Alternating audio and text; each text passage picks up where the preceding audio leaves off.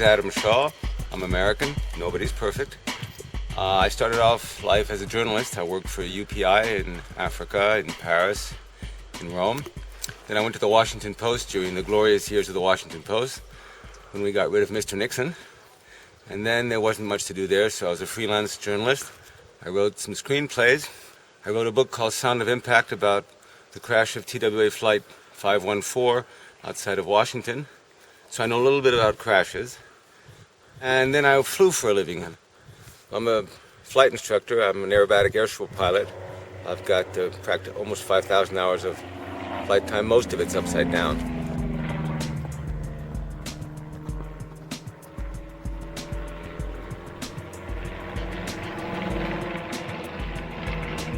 Been doing that for the last 22 years.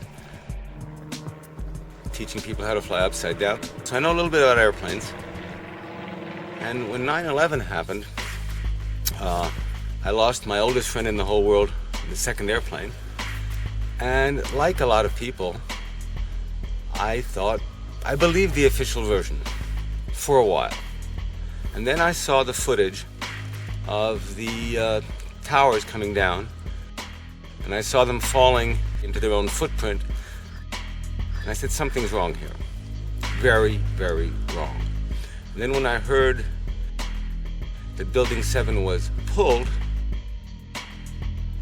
I was convinced something was up.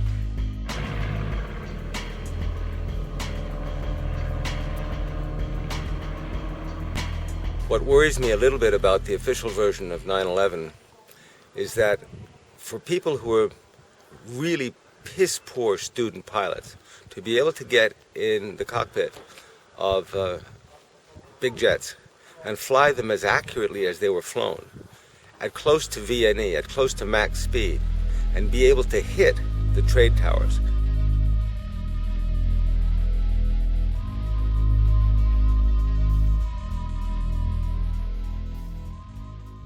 According to the official story, the hijackers had trained on small single-engine planes, but had never flown a jet of any kind, let alone a large airliner, which represents a world of its own.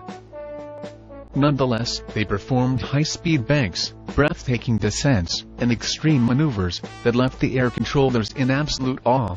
I slid over to the controller on my left, and I asked him, "Do you see an unidentified plane there southwest of Dulles?" And his response was, "Yes."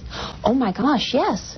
Look how fast he is." The speed, the maneuverability, the way it turned, everything seemed to suggest it was a fighter jet. And we are all experienced controllers. Now as I'm watching, United 175 makes a hard left-hand turn and starts climbing. Not only did he make a sharp turn, but he also climbed 3,000 feet in a matter of approximately 1 minute, which is a very fast rate of climb. This is something that we have never seen before. This is stuff that you would only see in the movies. The United 175, the hijackers were heading towards the city.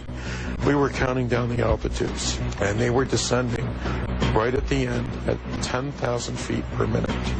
That is absolutely unheard of for a commercial jet. This is what different professional pilots had to say about those maneuvers. Commander Ted Muga, retired civil and military pilot: "I just can't imagine an amateur even being able to come close to performing a maneuver of that nature."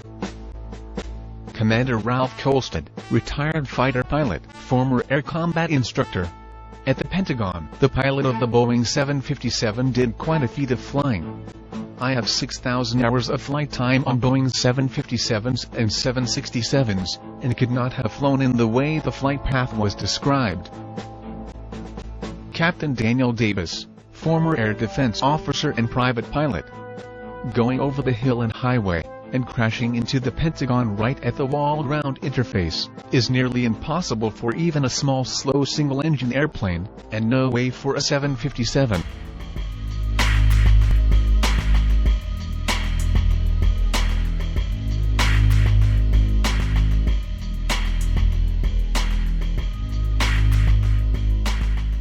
And even more unbelievable, the Pentagon is just not credible.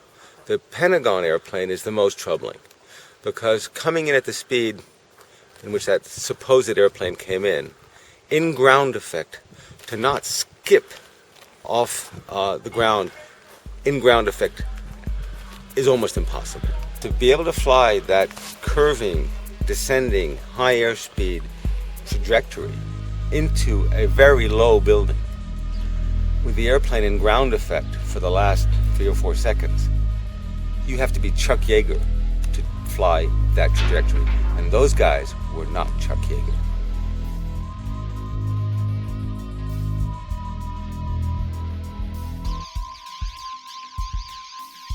La prima difficoltà sarebbe quella di volare attaccato a terra. Lo so per esperienza diretta, avendo fatto volo militare a bassa quota. Ci sono tutta una serie di turbolenze che fanno sì che sia molto difficile stare veramente appiccicati per terra. Credo che chi ha fatto questa attività possa capire cosa vuol dire stare a 10 metri da terra, 5 metri da terra con un aeroplano che pesa 110-120 tonnellate lanciato a 900 km all'ora.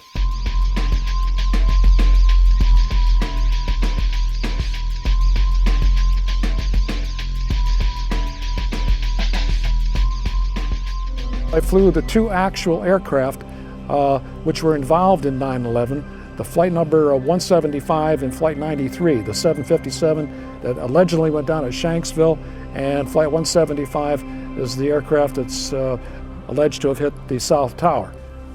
I don't believe it's possible for, like I said, for a terrorist, a so-called terrorist, to train on a 172, then jump in the cockpit of a 757, 767 glass cockpit, and vertical navigate the aircraft, lateral navigate the aircraft, and fly the airplane at speeds exceeding its design limit speed by well over 100 knots, make high-speed, high-bank turns, pulling probably 5, 6, 7 Gs, and the aircraft would literally fall out of the sky. I couldn't do it, and I'm absolutely positive they couldn't do it.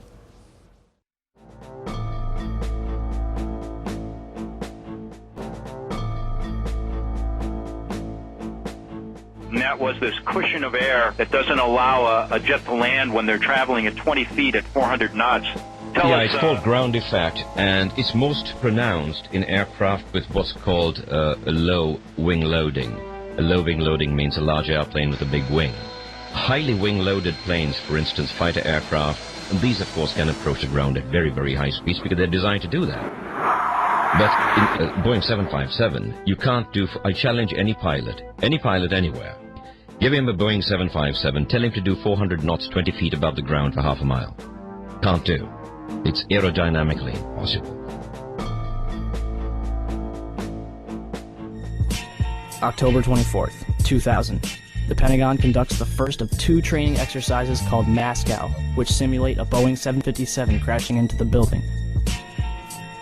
Charles Burlingame, an ex-Navy F-4 pilot who worked in the Pentagon, participates in this exercise before retiring to take a job at American Airlines, where, less than a year later, his Boeing 757 allegedly crashes into the Pentagon. I'd read enough about false flag operations to say to myself, who benefits from all of this? And once you ask that question, and once you find the answers, which are pretty basic, who benefited from 9/11, you have some terrifying answers. And that's why I don't believe the official story.